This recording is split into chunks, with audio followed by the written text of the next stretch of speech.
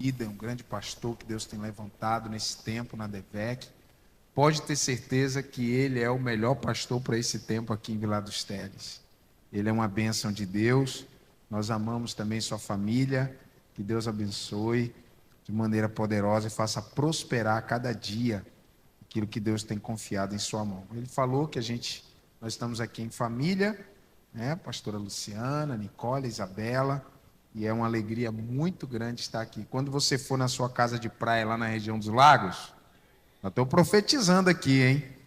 Quando você for lá, dá uma passadinha lá na nossa igreja, tá? Nós temos ali um povo cheio do Espírito Santo, um povo abençoado, né? Um povo alegre, como são vocês também.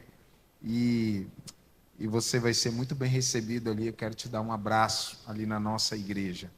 Queridos, eu vim com a incumbência aqui de trazer essa aula, que é uma aula riquíssima, e eu quero parabenizar você que veio, né? Vale muito a pena. Nós estamos esse trimestre estudando sobre Cristologia, que é o estudo sobre Cristo, né? Sobre a pessoa de Cristo, sobre o ministério de Cristo, sobre a obra de Cristo.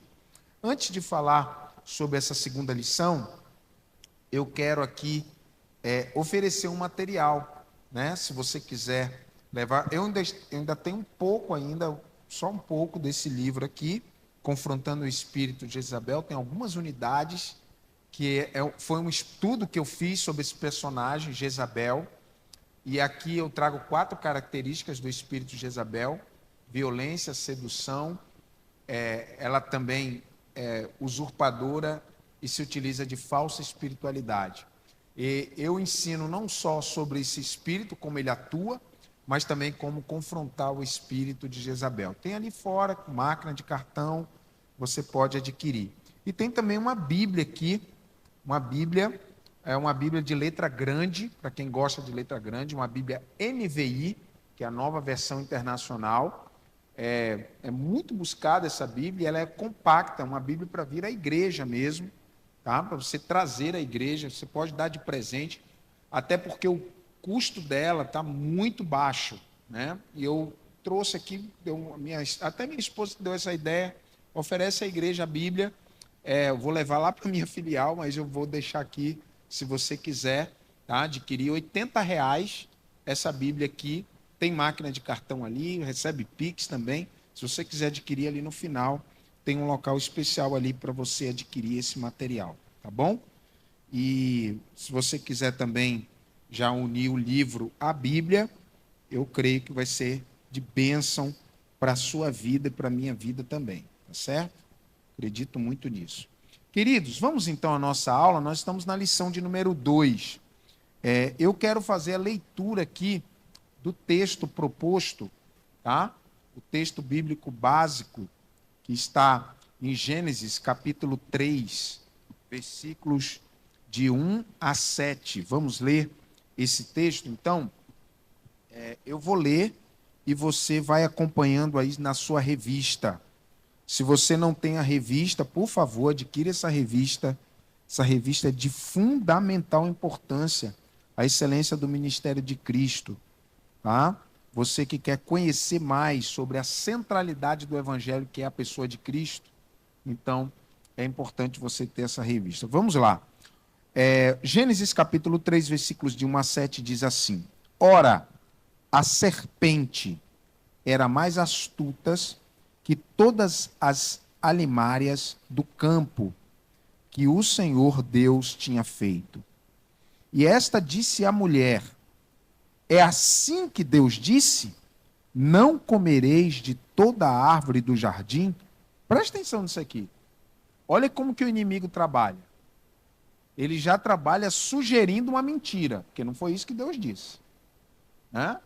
Deus não falou assim: é assim que Deus disse: não comereis de toda a árvore do jardim. Deus nunca falou que eles não poderiam comer de toda a árvore do jardim. Muito pelo contrário. Vamos lá, isso é importante para a gente seguir aqui a nossa lição. Versículo 2. E disse a mulher serpente: do fruto das árvores do jardim comeremos. Ela refutou. Mas do fruto da árvore que está no meio do jardim, Disse Deus: não comereis dele, nem nele tocareis, para que não morrais. Aí o versículo 4. Então a serpente disse, olha como o diabo age, a mulher, certamente não morrereis. Então, ele está contradizendo aquilo que Deus disse. Esse é o papel do inimigo. O diabo faz isso. Ele quer contradizer tudo que Deus disse. Tudo que a palavra de Deus diz, Satanás é contra. Ele quer desdizer aquilo que Deus disse. Aí, no versículo 5, porque Deus sabe que no dia em que dele comerdes, se abrirão os vossos olhos, e sereis como Deus, sabendo o bem e o mal. Satanás trabalha com meias verdades. Porque eles não seriam como Deus, mas eles saberiam sobre o bem e o mal. O inimigo também trabalha com meias verdades. Tá? Vamos lá, versículo 6. E vendo a mulher que aquela árvore era boa para se comer, agradável aos olhos, e a árvore desejável para dar entendimento, tomou do seu fruto e comeu, e deu também ao seu marido, e ele comeu com ela. Então foram abertos os olhos de ambos, e conheceram que estavam nus, e coseram folhas de figueira, e fizeram para si aventais. O versículo é o texto áureo, Gênesis 3,15, e porei inimizade entre ti e a mulher, entre a tua descendência entre a tua semente e a sua semente, e esta te ferirá a cabeça, e tu lhe ferirás o calcanhar. Gênesis 3:15. Nós temos aqui algumas...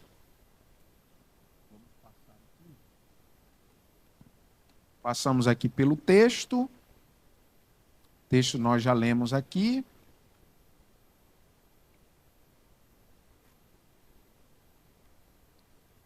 Vamos lá. Texto áureo também. Objetivos da lição. Primeiro, entender a doutrina da queda como pré-requisito ao entendimento das demais outras doutrinas. Então, a gente vai ver um pouco sobre a doutrina da queda. Segundo objetivo da lição, traçar a história da redenção desde os tempos eternos. Isso aqui é algo que a gente tem que se aprofundar um pouco mais, tá? Mas a gente vai tentar sintetizar o máximo, porque só isso aqui daria uma aula completa disso aqui. Aliás, uma lição completa disso. Identificar a natureza humana e divina de Cristo como características do Messias. Também isso aqui é muito, muito importante. Está dentro da matéria chamada Cristologia. Dentro da introdução, eternidade versus infinito. A palavra infinito, ela não pode ser confundida com eternidade. Isso aqui é um ponto pacífico nosso, tá? Precisa nos trazer esse entendimento. O infinito, ele tem início e não possui fim. A palavra grega para eternidade é uma palavra muito mais profunda, tá? Enquanto eternidade não tem início e nem fim. A eternidade é um dos atributos de Deus, ou seja, faz parte do Criador, assim como o amor. Então, a eternidade, ela é uma das características do próprio Deus. A gente vai se aprofundar um pouco mais nessa questão da eternidade depois, mas só para a gente trazer um pouco daqui da introdução daquilo que vamos falar. Enquanto nós contamos nossos dias em tempos cronológicos, Deus está sempre falando conosco muito além do momento presente. Ele sempre aponta para Ele mesmo, onde o tempo é dele, o tempo é Ele. Então, uma das coisas que a gente precisa aprender em relação ao nosso relacionamento com Deus é que Deus não enxerga a nossa história como nós enxergamos. É por isso que muitas vezes a gente tem pressa em realizar determinadas coisas e Deus tem o tempo deles de trabalhar. Por quê? Porque Porque nós estamos dentro do Cronos, que é aquele tempo que pode ser medido. E Deus não. Deus está num tempo chamado eternidade. Ou para ele, nem existe tempo. Né? Nem existe tempo. Então tem um versículo muito conhecido que diz que para Deus um dia é como se fosse 1000 anos. E 1000 anos para Deus é como se fosse um dia. Isso quer dizer que a nossa noção de tempo é diferente da noção de tempo de Deus. É isso que esse versículo quer dizer. Vamos lá, ainda na introdução. Assim como do nada criou Deus todas as coisas, ele anuncia o fim de todas as coisas no princípio delas, para que todos saibam que tudo vem dele. Né? Aqui baseado em Isaías 46, de 9 a 13. O pecado original de Adão e Eva não pegaram Deus de surpresa. Em Gênesis 3 e 15, Deus anuncia o plano de salvação, Cristo Jesus, o qual já estava proposto. Uma das coisas que a gente precisa deixar bem demarcado aqui nessa noite é essa questão do pecado original não ser uma surpresa para Deus. Porque dentro da eternidade já existia um plano. E dentro deste plano, o pecado já fazia parte desse plano. Né? O próprio erro do homem. Não só fazer o homem, não só o pecado do homem, mas também a restauração e a salvação do homem, da humanidade. Então a gente vai trabalhar isso aqui também, tá? Então vamos lá. A redenção nos tempos eternos. Nós vamos começar a trabalhar aqui a lição agora propriamente dita, né? O surgimento do homem, a redenção nos tempos eternos. A eternidade na Bíblia, ela tem como significado aeon, né? Que é um significado que vai além de infinito, é indefinido. Essa palavra aeon, que é uma palavra grega que quer dizer eternidade, quer dizer algo que é indefinido. Os teólogos colocam como algo, como eu coloquei aqui na introdução, algo que não tem início e nem fim, mas é algo muito mais profundo do que isso, não tem início e nem fim. É algo muito mais profundo do que essa terminologia. É algo indefinido, é algo que não se pode definir, é algo não pensável, é algo não calculável à mente humana. Tá? Isso, para nós, é eternidade, porque todas as coisas tu criaste, sim, por causa da tua vontade, vieram à existência e foram criadas. Colossenses 1,16, tudo foi criado por meio dele e para ele. Tá? O surgimento do homem, ele vem a partir de um momento da eternidade. Uma coisa que o autor coloca aqui, o comentarista da lição coloca aqui, eu achei incrível que ele colocou e eu gostei muito, é a expressão que Deus usa com Moisés, lá em Êxodo capítulo 3, versículo 14. Em Êxodo 3, 14, quando Moisés fala assim, Deus, quando eu chegar diante de Faraó e falar que o povo vai adorar no deserto, e Faraó perguntar quem te mandou, o que eu vou dizer a eles? Aí ele disse assim, diga a eles que o eu sou te enviou. Né? E aí ele usa essa expressão eu sou. E isso, para quem não tem muito contato com a cultura hebraica, isso soa como algo muito comum. Mas no hebraico, você nunca se utiliza da palavra eu sou. Nunca. Em momento algum. Por exemplo, você em hebraico não diz assim, eu sou pastor. Não, você não pode usar isso. Você diz no hebraico, eu pastor. Porque você não é. Porque você já se tornou. Você um dia não foi. Então, ninguém pode se utilizar da palavra sou no hebraico. Eu sou o professor. Não, você não é professor porque um dia você não foi professor. Então, a ideia do sou tem a ver com a eternidade. Então, o que Deus está falando para Moisés é: Moisés, eu sou aquilo que ninguém é. Eu posso ser qualquer coisa. Por quê? Eu sou eterno. Foi o eterno que te enviou. Então, diga para ele que foi o eterno que te enviou. Então, a ideia é muito mais profunda quando você conhece um pouco da cultura hebraica. Outra coisa,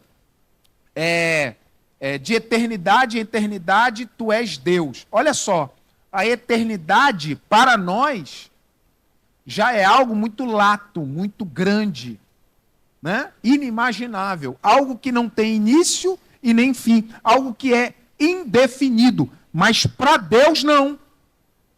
Para Deus existem várias eternidades. Por isso que a Bíblia diz que de eternidade a eternidade, Ele é Deus.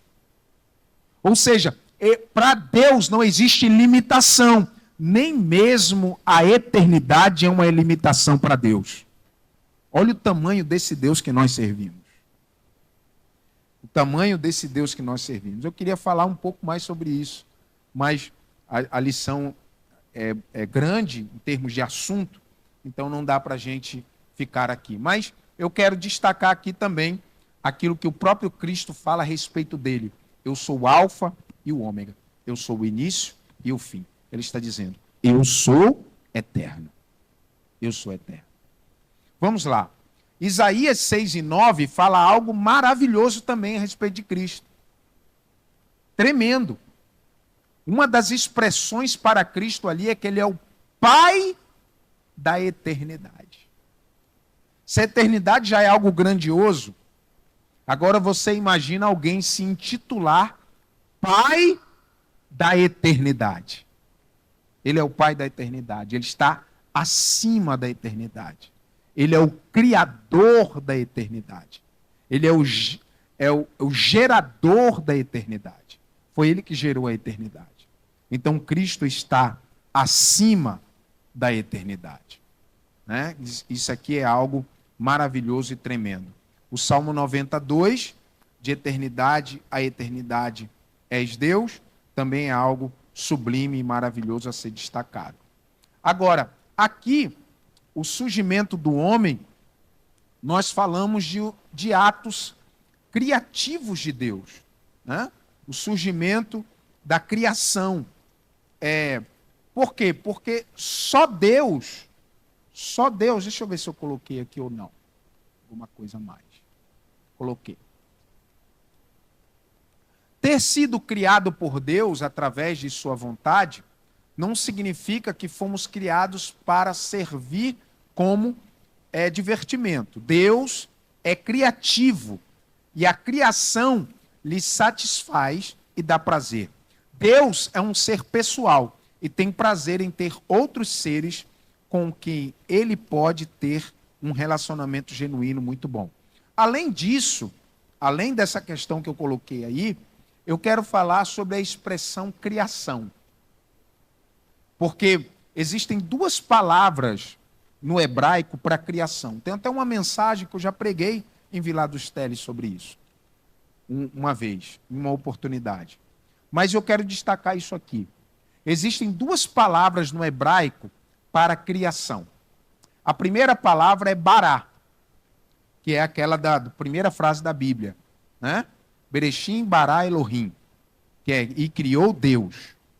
E criou Deus. Bereshim bara Elohim. A palavra criação ali, bará, é criar do nada. É criar daquilo que não existe.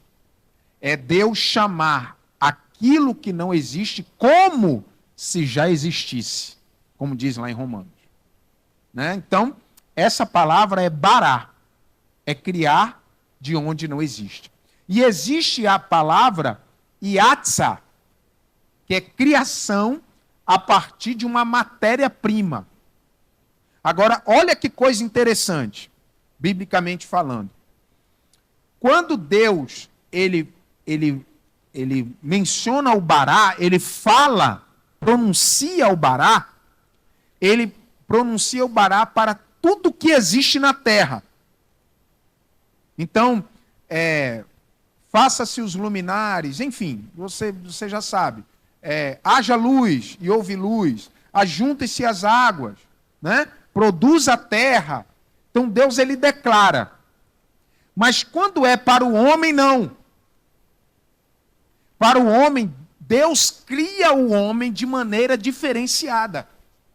Ele cria daquilo que já existe. Então, tudo que é criação de Deus em relação ao homem é diferente da natureza.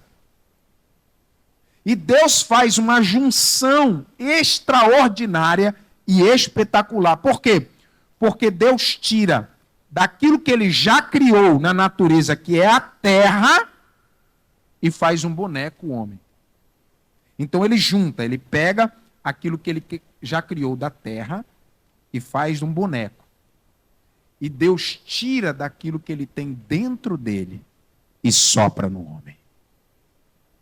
O surgimento do homem é algo extraordinário.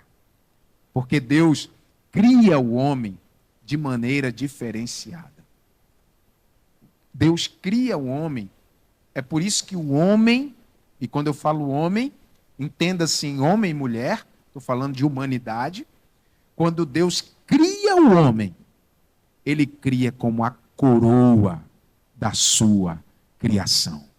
É por isso que ninguém pode dizer que você não vai ser nada na vida, que você não é ninguém, que você não vale nada. Porque quando Deus te criou, ele te criou com o melhor que ele tinha. Ele tirou dele e entregou a você. Depois a gente vai falar um pouco mais sobre esse assunto, mas o homem é a coroa da criação de Deus. E antes de Deus criar esse homem, ele prepara o lugar de habitação do homem. Ele prepara um lugar especial. Né? É a sua primeira morada. É um jardim. Jardim do Éden.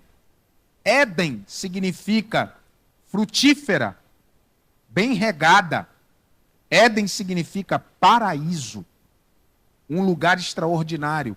Um lugar espetacular. Um lugar maravilhoso.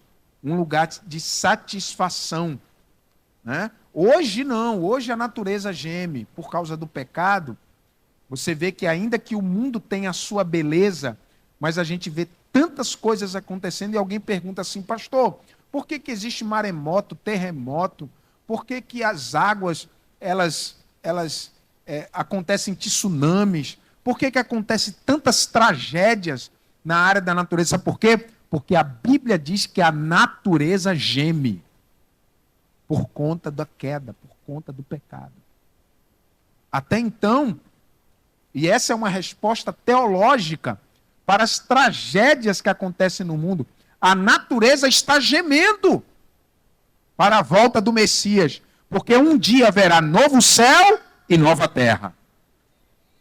Aí não vai ter mais essas tragédias que nós vemos hoje em relação à natureza. Mas Deus prepara um lugar especial para o homem. Deus prepara. E ele fala assim, Adão, agora... E Adão era um cara extraordinário, tá? Deus deu uma mente fantástica para Adão. Porque Deus fala para Adão assim, Adão, você vai administrar esse jardim. Mais do que isso, Adão. Você não vai ser só um administrador. Você vai dominar sobre o jardim. Você vai dar nomes aos animais. Você imagina uma pessoa, um homem, dando nome a todos os animais? Olhar assim para o leão e dizer assim, você tem cara de leão, teu nome vai ser leão. Né? Você tem cara de cachorro, teu nome vai ser cachorro. Ele deu nome a todos os animais. Ele deu nome a todos os peixes. Imagina a mente criativa de Adão, né? Um homem extremamente inteligente. Né? E ele é a coroa da criação de Deus. Então, nesse protótipo, né, da humanidade, Adão e Eva sendo colocados, eles tinham a incumbência de administrar, de dominar e de dar nome, né? E ele é feito do pó da terra. Vamos lá. O homem, como coroa da criação, né?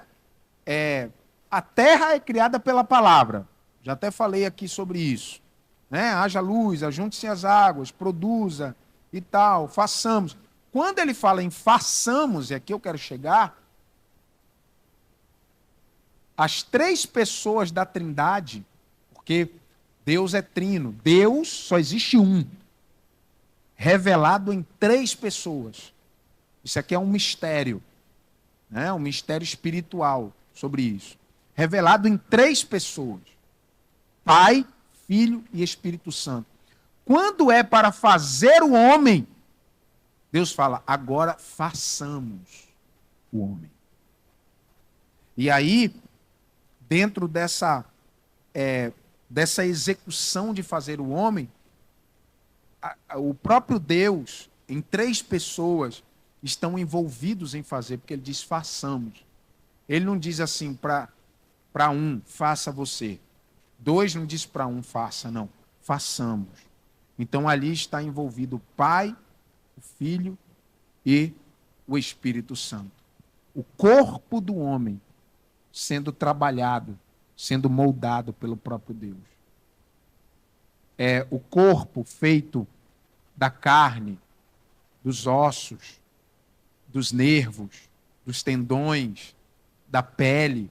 Tudo foi milimetricamente construído por Deus. A alma foi colocada no homem. Os sentimentos, o pensamento, a vontade. Isso é a imagem e semelhança de Deus, que foi introduzida no homem, porque Deus tem pensamentos, sentimentos e vontade. E ele dá ao homem, não é como o animal, porque o animal, ele tem instinto. O animal age por instinto. Alguém diz assim, puxa, que animal inteligente. Não, ele não é inteligente, ele age por instinto. Ele é dominável. O animal, ele age de acordo com que você manipula ele. E você que é inteligente, que ensina ele. E ele usa o seu instinto naquilo que ele é ensinado. Então ele age por instinto. O homem não. O homem tem a capacidade de pensar. O homem tem a capacidade de se emocionar. O homem tem suas próprias vontades. E foi colocada no homem a alma. E por fim, o espírito, o ruach. Deus sopra nas narinas do homem, dando a ele contato com Deus, com o espiritual. Então, o que tem no espírito, pastor? O espírito carrega a consciência e a fé. É isso que o espírito carrega. Então, o homem tem corpo, o homem tem alma e o homem tem espírito. Tudo isso feito pelas mãos do próprio Deus. E no fim, Deus sopra de si mesmo. Isso aqui é lindo demais, gente. Isso aqui é muito profundo. Sabe por quê? Porque Deus sopra de si mesmo dentro do homem. Então, dentro de você e dentro de mim tem um sopro de Deus. Nós temos o sopro de Deus dentro de nós. O pastor Djalma Pinho, ele fala muito bem sobre isso. Ele diz que todos nós, né, que foi descoberto aí pelos cientistas e tal, e a gente já vê na Bíblia, está no Gênesis, né, que todos nós temos o ponto de Deus, que é o lugar cerebral onde Deus colocou em nós o seu Espírito. Isso aqui é lindo demais, muito maravilhoso. Agora vamos para a parte ruim da história. Qual é a parte ruim da história? Por que houve essa tal de queda, né, gente? Por que essa tal de queda? E a gente tenta mesmo, né, colocar a culpa nas pessoas. O problema foi a Eva. Não, o problema foi o Adão. Não, o problema... E, na verdade, o problema somos nós. E eu vou te explicar por quê. Vamos lá. Vamos trabalhar essa temática aqui. A tentação, foi o que aconteceu com Eva, né? Deus não criou o homem para cair em tentação ou morrer. Ele nos criou para a sua glória. Isso é verdade, tá? Mas nós vamos falar sobre a natureza da tentação. Falar um pouco sobre a natureza da tentação. Olha, gente, cada um de nós é tentado naquilo que o nosso coração mais deseja. Por isso devemos nos afastar daquilo que tem mais facilidade de nos contaminar. Eu vou ilustrar, isso aqui não é algo meu, tá? É algo que eu aprendi. Aprendi com quem? Com o pastor Miles Moore. A palavra tentação, ela vem de uma expressão baseada em um homem. E esse homem, ele tinha um ofício. O ofício dele era ser um tentador. O que era o tentador? O tentador é aquele que forjava a espada. É aquele que produzia a espada. Então o que o tentador fazia? Ele pegava uma lâmina, colocava aquela lâmina num fogo, e quando aquela lâmina ficava vermelha, ele tirava a lâmina. Quando ele tirava, ele via os pontos mais frágeis daquela lâmina. E ali ele batia com a maior força nos pontos mais frágeis da lâmina, para que aquela lâmina pudesse se fortalecer. E aí ele batia, colocava novamente no fogo. E depois ele tirava do fogo, e aquela lâmina tinha agora pontos menos frágeis. Então, o que é a tentação? Tentação é você bater naquilo que é mais frágil. Isso é tentação. O inimigo faz isso. O inimigo bate naquilo que você é mais frágil. Pastor, eu sou muito nervoso, pastor. Eu não consigo controlar esse nervosismo. É aí que o inimigo vai bater. Pode preparar que é aí que ele vai bater. Pastor, eu tenho um problema assim com mentira, pastor. É aí que ele vai bater. Ele vai te tentar nessa área. Que é o que diz esse versículo aqui de Tiago, capítulo 1, versículo 12, né? Ao 15. É que nós somos tentados segundo os nossos próprios desejos, concupiscências, desejos malignos, desejo causado pela queda do homem, tá? Então, o homem antes disso aí era puro, era inocente, mas através da desobediência, da tentação, ele caiu em pecado. E como que o diabo age? Vou dizer para você. Primeiro, ele tenta enganar você. Ok? Segundo, lembra quando a gente leu o texto inicial e eu fiz questão de frisar aquele início? Como que o inimigo tentou Eva? Como? Primeiro ele mente, ele tenta enganar, ele tem meias verdades, ele vai influenciando você. O que foi que ele falou? Olha, essa árvore é boa para se comer. Ele sabia qual era o ponto fraco de Eva. Aí a Bíblia diz que Eva disse. A Bíblia fala que ela pensa, ela diz. Esse fruto é bom, é agradável aos olhos. Então, ele sempre nos tenta naquilo que somos mais frágeis. Agora, qual é a diferença, pastor, da tentação para a provação? Porque o autor aqui, o comentarista, ele fala que Deus pôs Abraão à prova. E é verdade. Aí eu vou te dar uma diferença para você nunca mais esquecer. Quando alguém te perguntar assim, qual é a diferença entre tentação e provação? Nunca mais você vai esquecer isso. Lembra que eu falei que a tentação, o inimigo bate naquilo que nós somos mais fracos? Quem lembra disso aqui? Então, a tentação, o inimigo bate naquilo que você é mais fraco. E a provação? A provação vem de Deus. A tentação é do diabo. Repete assim comigo. A tentação é do diabo. E a provação é de Deus. A provação vai apontar para aquilo que você tem de mais forte. A provação nunca é para te envergonhar. A provação sempre é para te promover. Então Deus sabia aquilo que Abraão era mais forte. Ele é desprendido, né? Ele é grato, ele é adorador, ele tem fé. Então, entrega o Isaac. Aí ele entrega. Ele passa na provação. Porque Deus nunca vai te provar naquilo que você não pode entregar. Deus sempre vai te provar naquilo que você vai responder positivamente a Ele. E às vezes nem você sabe disso. E depois que você passa pela prova, aí você diz assim: Deus me provou e eu nem sabia que eu era capaz de passar pelo que eu passei. Você entende isso? Então existe diferença entre tentação e provação. A tentação quer nos levar à queda. A provação sempre vai nos promover. Amém, queridos? Glória a Deus. Então, passamos por mais um conceito aqui muito legal sobre essa questão. Vamos lá. O pecado e as suas consequências. Eu falei aqui que o pecado, ele sempre trabalha nessa dinâmica de engano, de mentira, de dúvida.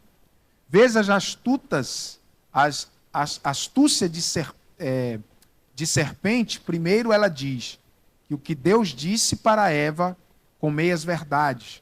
Como quem diz, temos o mesmo Deus. Né? Essa é uma ideia equivocada que a serpente passa. Mas existem consequências. Tem aqui na sua lição. Aliás, eu não sei se tem, porque eu não sei se essa informação tem só na de professor. Eu acho que não. Tem na de aluno também. As consequências, a gente pode até ler junto, se você tiver aí a sua revista. O ser humano foi apartado do Criador. Essa é uma consequência do pecado. Né? A mulher e o homem foram castigados. A serpente foi amaldiçoada. A natureza foi alterada. O pecado passou à humanidade como o pecado passou à humanidade como um todo, ou seja, o homem passa a ter uma natureza pecaminosa. Isso aqui eu preciso explicar. A partir do pecado, quando o homem nasce, ele nasce com a natureza inclinada para o pecado. Você sabia que a criança, às vezes a criança não sabe nem falar ainda, mas ela já tenta te enganar. É ou não é? Ela já tenta manipular. Por que isso, pastor? Por causa da natureza pecaminosa. Às vezes ela não tem nem consciência daquele pecado, ela é inocente ainda. Ela está na fase da inocência. Ela não tem maldade nos seus pensamentos, mas a natureza, ela já é inclinada ao pecado. Então, isso foi transferido para toda a humanidade. Tá?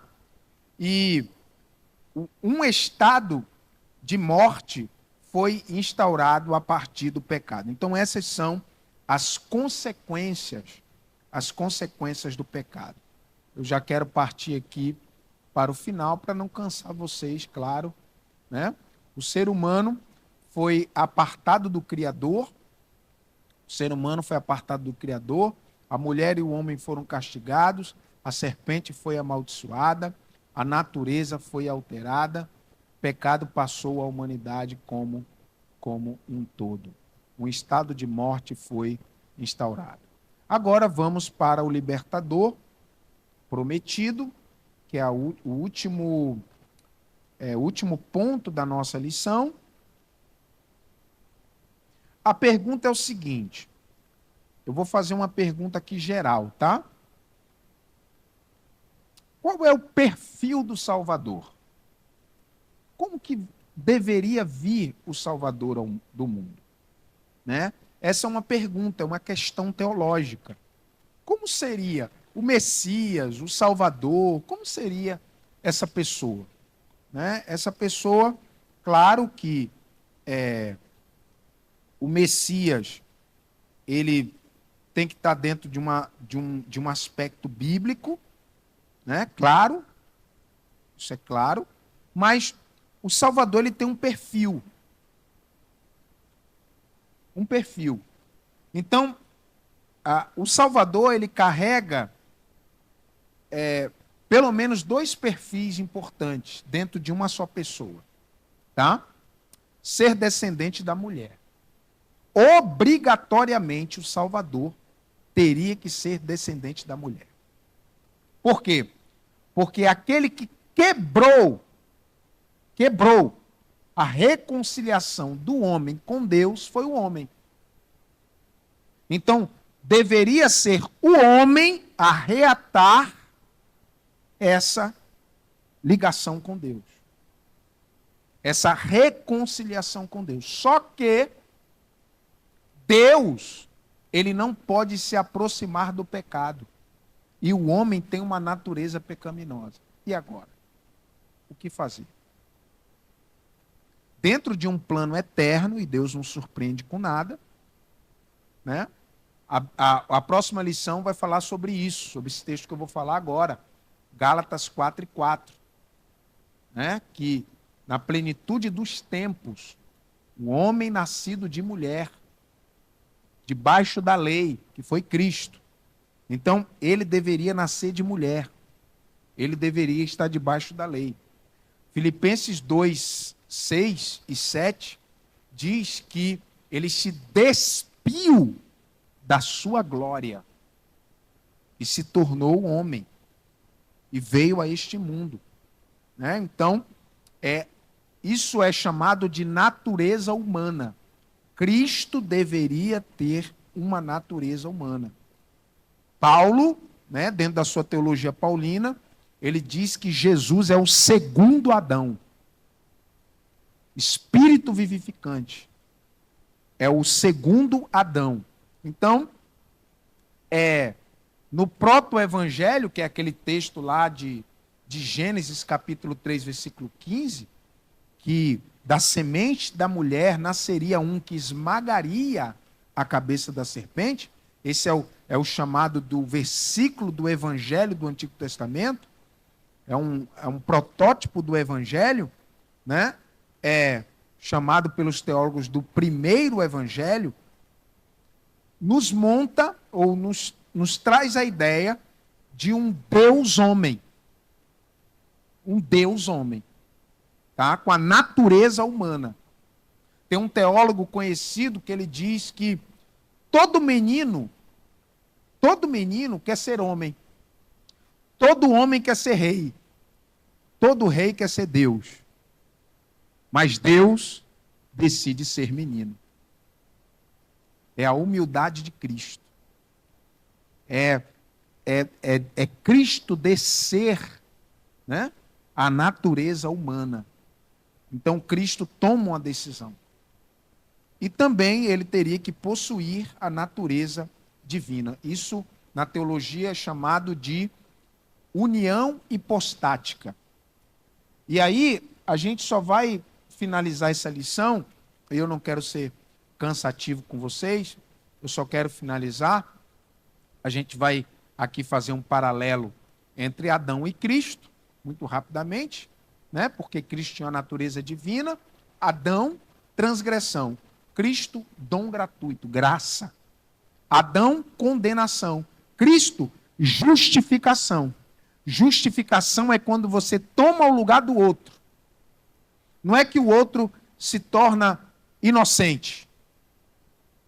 Né? Ele não se tornou inocente. O homem não se torna inocente. Mas Jesus toma o lugar dele. Isso é justificação. Adão, morte e inimizade. Né? Cristo, vida e paz. Adão, ofensa. Cristo, justiça. Adão, desobediência. Cristo, obediência. Né? Ele foi obediente até a morte e morte de cruz. Está alinhado com o perfil do Messias traçado pelos profetas. Uma das coisas mais importantes sobre Cristo, para a gente finalizar aqui, é que Cristo, ele deve ser reconhecido por aquilo que foi profetizado a respeito dele. A melhor maneira de você converter um judeu não é pregando o Novo Testamento, porque o judeu não acredita no Novo Testamento, mas ele acredita naquilo que foi profetizado sobre Cristo. Então a melhor maneira de você pregar o evangelho para um judeu é apresentar Cristo dentro do Antigo Testamento. Como que a gente faz isso, pastor? Você reúne algumas profecias e você monta um perfil de quem vai ser esse Cristo. Aí eu peguei aqui alguns versículos, alguns profetas, e aí você vai ver que essa figura traçada pelos profetas tem tudo a ver com o Jesus Cristo que nós adoramos como Deus hoje. Por exemplo, Isaías capítulo 9, não sei se vai passar aqui já, isso aqui eu vou falar depois. Isaías capítulo 9, do 1 ao 7, fala onde seria o ministério de Jesus, que é na Galileia, dos gentios. Isso está no versículo 1. Né? E que o povo que andava em trevas viu uma grande luz, sobre os que habitavam na região da sombra da morte, resplandeceu a luz. Nesse mesmo texto, no versículo 6, diz: porque um menino nos nasceu, um filho se nos deu, o principado está sobre os seus ombros, e o seu nome será Maravilhoso Conselheiro, Deus Forte, Pai da Eternidade, Príncipe da Paz. Isaías 35, versículos 5 e 6, então os olhos dos cegos serão abertos, e os ouvidos dos surdos se abrirão, então os coxos saltarão como cervos, e a língua dos mudos cantará, porque águas arrebentarão do deserto e ribeiros do ermo. Está falando sobre o ministério de Jesus.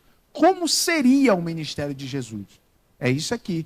É por isso que quando os discípulos de João Batista chegaram para Jesus, disseram assim, João Batista perguntou, se é você mesmo ou tem que esperar pelos outros? Ele fala assim, fala para João Batista que os cegos estão vendo. Está falando sobre Isaías. Que os surdos estão ouvindo.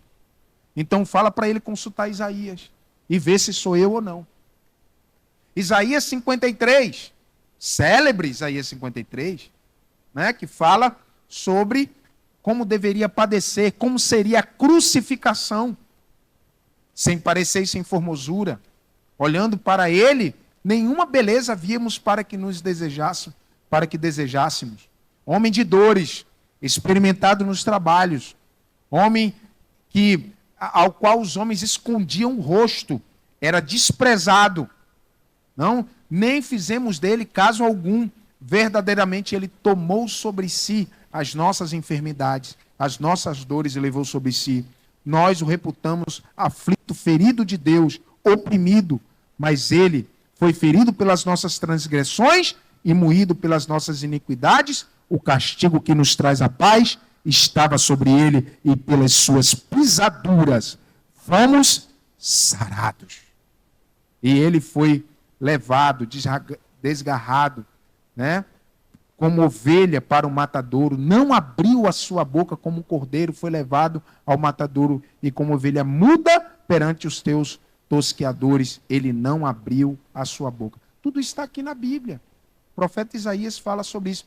O profeta Isaías é conhecido como profeta messiânico. É o evangelho do Antigo Testamento, é o livro de Isaías. Todavia, o Senhor agradou o moê-lo, fazendo-o enfermar.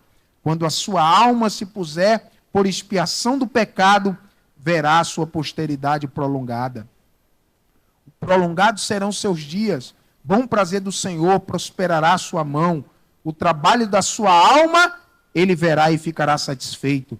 Com o seu conhecimento, o meu servo, o justo, justificará, e muitos, porque a iniquidade deles levará para si. Jeremias, eis que vem, Jeremias 23, 5, eis que vem dias, diz o Senhor, em que levantarei Davi um renovo justo, sendo rei, reinará, prosperará, praticará o juízo e a justiça na terra. Daniel também traz um perfil desse Messias pós-milênio. Miqueias, capítulo 5, versículos 2 a 4. Belém Efrata, posto que pequena entre milhares de Judá. Lembra quando o rei Herodes falou assim, pergunta aos doutores da lei, de onde virá o Messias? Eles disseram, ele vem de Belém. Ele vem de Belém. Por quê? Porque eles estavam consultando o profeta Miqueias. O profeta Miqueias diz de onde Jesus vem. E aí Zacarias fala de um evento na vida de Cristo. Alegra-te, filha de Sião, exulta, ó filha de Belém, o teu rei virá como Salvador, pobre, montado sobre um jumento. Quando que Jesus entrou sobre um jumento, ali em Jerusalém, e foi ovacionado pelaquela multidão que entendeu o texto relacionado a Zacarias, capítulo 9, versículo 9. E aí nós temos Zacarias, por fim, 11:13. O Senhor, pois, me disse, arroja isso ao oleiro, esse belo preço em que fui avaliado por eles, e tomei 30 moedas de pratas, que foi como Jesus foi vendido para ser crucificado. Então os profetas, eles anunciam como seria, como viria o Salvador, de onde ele viria, como seria o seu ministério. E quando a gente monta esse quebra-cabeça no Antigo Testamento, a gente percebe que Jesus cumpriu todos esses pré-requisitos. Então hoje nós podemos dizer, só o Senhor é Deus. Um dia todo joelho há de se dobrar, toda língua vai confessar que só Ele é o Senhor. Você pode dar glória a Deus por isso? Glória ao Senhor por isso. E a remissão, o resgate. O livro de Ruth fala sobre isso. Ruth foi resgatada por Boaz, um símbolo daquilo que Cristo fez por nós. Nós fomos resgatados por Cristo, né? Fomos resgatados por Ele. A gente não tem mais tempo para falar sobre isso, mas essa é a nossa conclusão. Com a queda do homem no Éden, o pecado original trouxe separação do homem para com Deus, causando a morte espiritual pela desobediência no Éden, tornando a todos escravos, porque todos pecaram e destituídos estão da glória de Deus. Não tem ninguém que seja tão bom que não precise da salvação em Cristo Jesus. Entretanto, mediante o sacrifício vivo do Senhor Jesus, ocorre uma nova aliança, que é o resgate do homem com o preço do seu sangue na cruz do Calvário, sendo justificados gratuitamente pela sua graça, pela redenção que há em Cristo Jesus. Que Deus abençoe a todos. Muito obrigado, pastor, por essa oportunidade.